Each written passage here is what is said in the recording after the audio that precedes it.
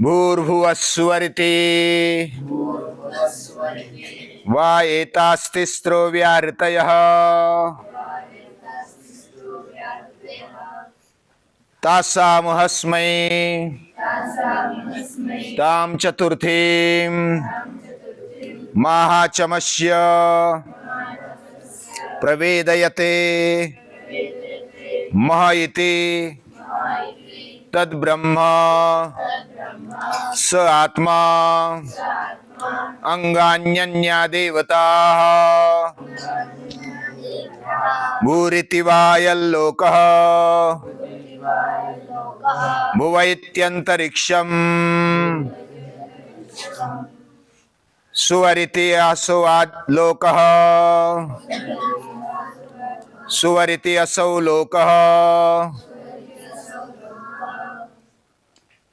33 उपनिषद में व्याहृति की उपासना बताई। व्याहृति मतलब अलग अलग लोग, जैसा पृथ्वी लोग, अंतरिक्ष लोग, स्वर्ग लोग और ब्रह्मलोक आदि,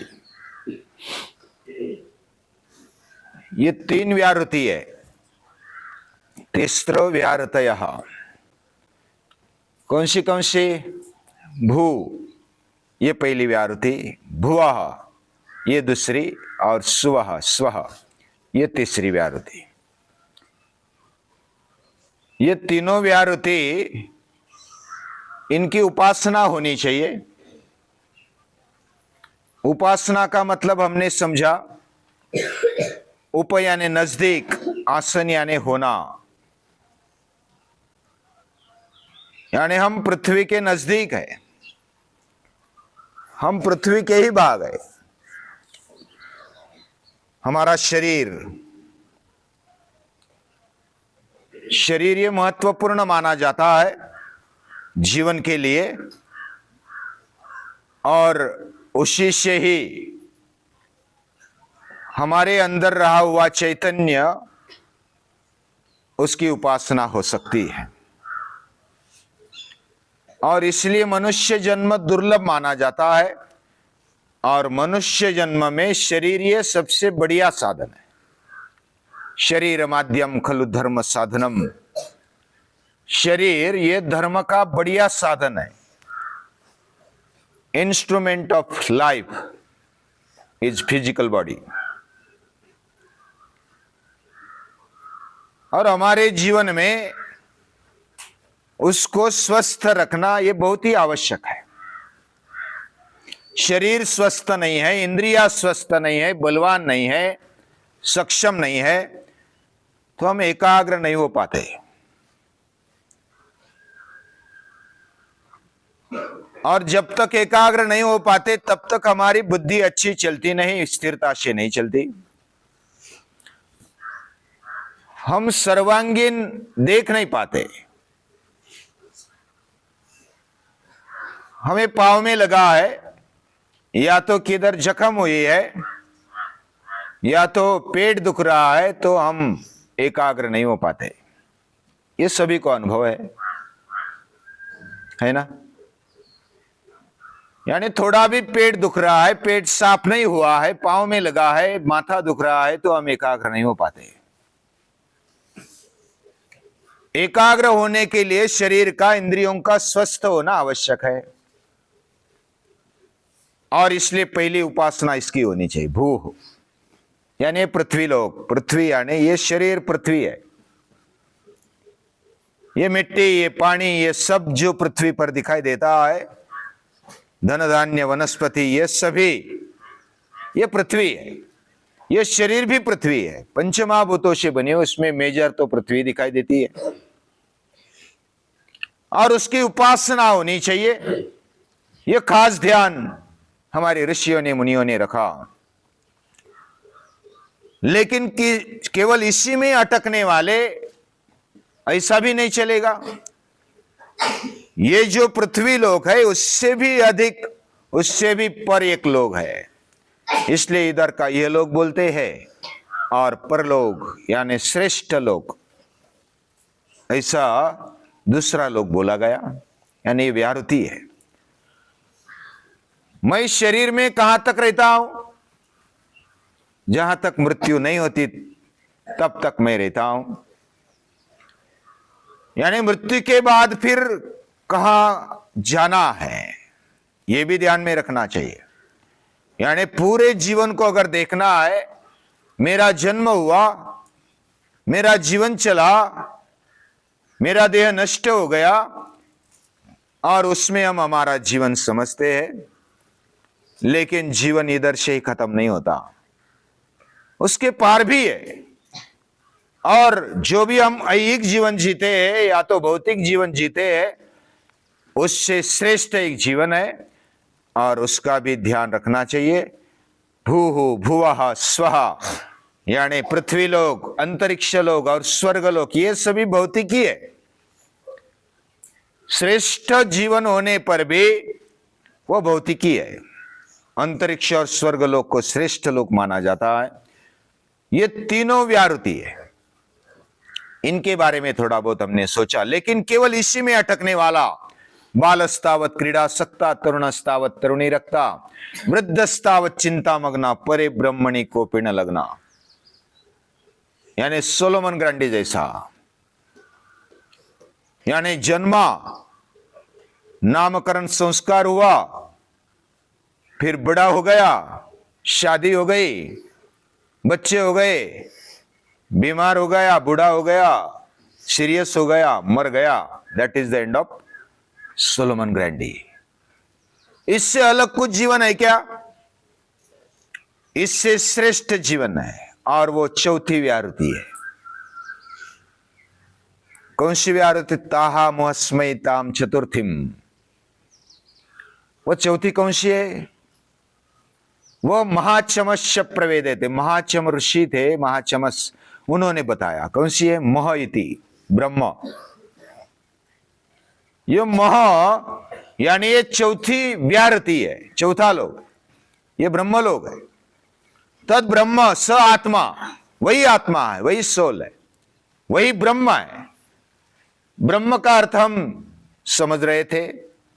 कोई भी शब्द अगर सामने आ जाए तो उसके अर्थ में घुस जाओ। बृह धातु से यह ब्रह्म शब्द बना है। बृह यानी व्यापक होना, जो सभी में व्याप्त है, अंदर बाहर सभी ओर है, वो ब्रह्म है। हमारे मन में, बुद्धि में, बुद्धि के बाहर जितना भी विचार करते, विचार नहीं करते, वो भी वही है। विचार नहीं कर सकते, वो भी वही है। यानी सभी में व्याप्त रहा हुआ ये ब्रह्म है। ब्रह्म नाम वेदः, उच्च विचार। जितनी बुद्धि हमारी कर सकती है और नहीं कर सकती, उधर भी वो है। हमारी बुद्धि की भी मर्यादा है, और वही आत्मा है। हमारे अंदर वही तत्व है। अंगान्यन्या देवता, ये जो बाकी तीन लोग है ना, भूर्भुवस्वः, ये तीनों उसके अंग है। अंगानी अन्या देवता, ये देवता मानो। बाकी देव देवता ये हम क्या समझते हैं कि भगवान बहुत ही अलग अलग है। यानी कोट्यावधि 33 कोटि देव है, ऐसा हम मानते। देव देवता ये अलग अलग रूपों में ये ब्रह्म प्रकट हुआ है।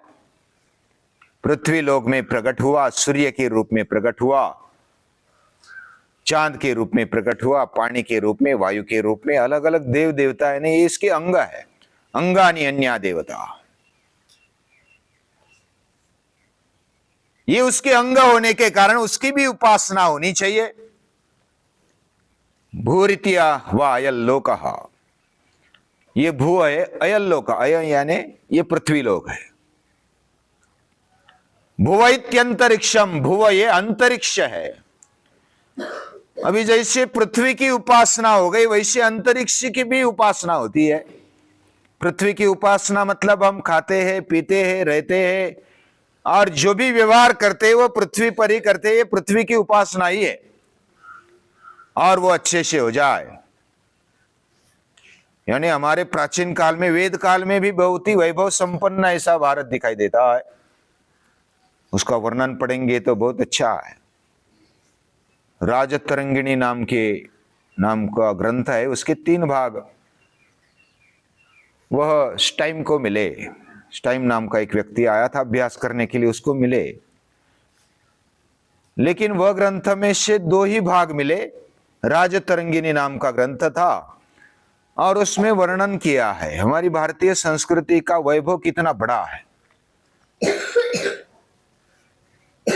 कितना राज्य है, कितने वैभव है, कितनी सुविधाएं है, पानी की व्यवस्था कैसी है, खेती की व्यवस्था कैसी है, पूरे राज कारभार की व्यवस्था कैसी है, बहुत ही अच्छा वर्णन किया है।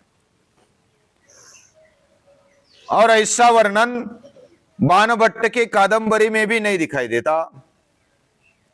लेकिन जो हुएन सांग नाम के एक चीनी व्यक्ति आए थे, नाम सुना है ना, हुएन सांग, उसने भी जो वर्णन दिया है भारत का 17वीं शताब्दी के पहले वाला, उसके आसपास का, तो उसमें हमारा भारत देश ये सोने की चिड़िया हुआ करता था, ऐसा वर्णन है। यानी बहुत ही सुजलाम सुफलाम सस्य श्यामलाम मातरम, ऐसी ये माता है। धन धान्य संपन्न, बहुत ही समृद्ध, बहुत ही सुख सुविधाएं इधर देखने को मिलती है। सुख सुविधा होनी भी चाहिए।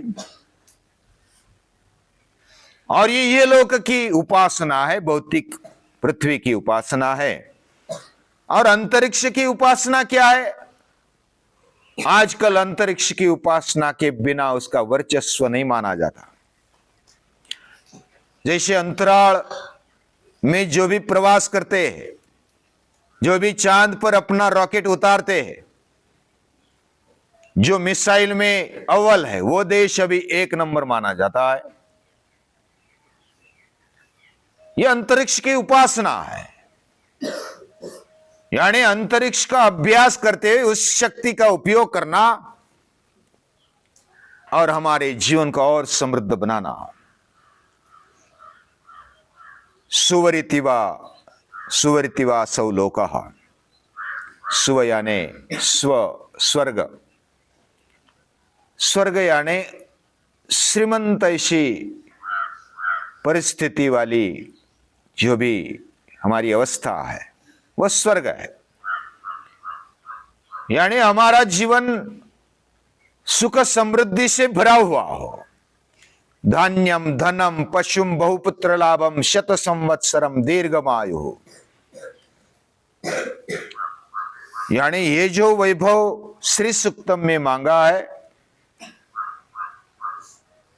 धनम इंद्रो बृहस्पतिर वरुणम धनमस्तु में वैनतेय सोमम पिब। यानी कितना मांगा है। हमें वायु चाहिए, हमें सूर्य चाहिए, हमें सोम चाहिए, हमें पृथ्वी चाहिए, चांद चाहिए, ये सभी मांगा है। और रुद्र सूक्त में तो पूरा रुद्र सूक्त ही क्षमे क्षमे क्षमे ये चाहिए मुझे, ऐसा मांगा है। यानी स्वर्ग से भी बढ़कर हमारा जीवन होना चाहिए, साधन संपन्न होना चाहिए, क्यों नहीं होना चाहिए, ऐसी मांग दिखती है। वेदों में भी वर्णन है, जीवेम शरदशतम, हम 100 साल तक जिए। कैसे जिए? नंदाम शरदशतम, आनंद से जिए। मोदाम शरदशतम, बहुत ही मौज मजा करते हुए जिए। लेकिन दीन न बने। अदिनाश्याम शरदशतम, अजिताश्याम शरदशतम, हमारा जीवन दीन न हो। हम कष्ट करके, मेहनत करके धन धान्य संपत्ति कमाए और कभी हारे नहीं, कभी लाचार न बने, ऐसा जीवन हम जिए, समृद्धि पूर्ण जिए। लेकिन लाचारी करके या तो कोई चोरी करके, कोई दूसरों का लुबाड़ करके लेना, यह भारतीय संस्कृति नहीं है।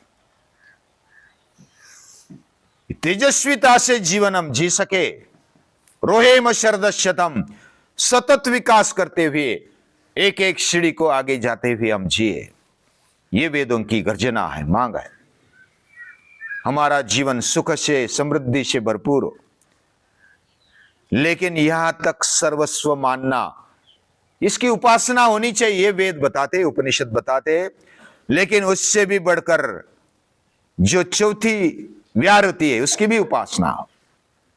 मोहिति ब्रह्म, मोहिति आत्मा, आत्मा उपासना, प्राणोपासना, ये अलग अलग उपासना के बारे में वेदों में बताया है। वेद समृद्ध है। वेदों की उपासना जिसने छोड़ी, यानी बीच वाले काल में वेदों का अध्ययन तो होता था, लेकिन उसमें से केवल भौतिक चीजों के बारे में कोई सोचते थे, तो कोई ऐसा सोचते थे कि ये लोक में कोई अर्थ नहीं है, बस हमें अध्यात्म की आवश्यकता है, हमें परलोक की बातें करनी चाहिए। ये लोक में सब शून्य है, सर्वम क्षणिकम सर्वम दुखम, इसमें कोई अर्थ नहीं है, छोड़ दो इसको। ये सब ऐसा तत्व ज्ञान बीच में घुस गया, और जो यह लोक की उपासना रह गई। यह लोक की उपासना करने वालों ने परलोक की उपासना छोड़ दी। यानी यह लोक की उपासना करने वाले केवल वो अंधकार में जाते हैं, ईशावास्योपनिषद में हमने देखा। और जो केवल परलोक की उपासना करते और घोर अंधकार में चले जाते हैं, वो लाचार बन जाते, गुलाम बन जाते हैं। और जब हम तेजस्विता से जी नहीं सकते, स्वतंत्रता से जी नहीं सकते, तब तक हम अध्यात्म भी नहीं पा सकते। अध्यात्म यानी खुद का अभ्यास नहीं कर सकते, खुद कौन है इसके बारे में शांति से बैठ ही नहीं पाएंगे। इसके लिए शांति से, स्वस्थता से बैठना होता है। ये बैठा कौन बैठ सकता है? जो सबल है, सुख समृद्धि से भरा हुआ है, वह स्वस्थता से बैठ सकता है, शांति से बैठ सकता है। इसलिए सभी और की उपासना ये वेद उपनिषद बताते हैं, उनको याद करते हैं। सुबह सुबह ऋषियों को याद करते हैं, मुनियों को याद करते हैं और उनको नमस्कार करते हैं।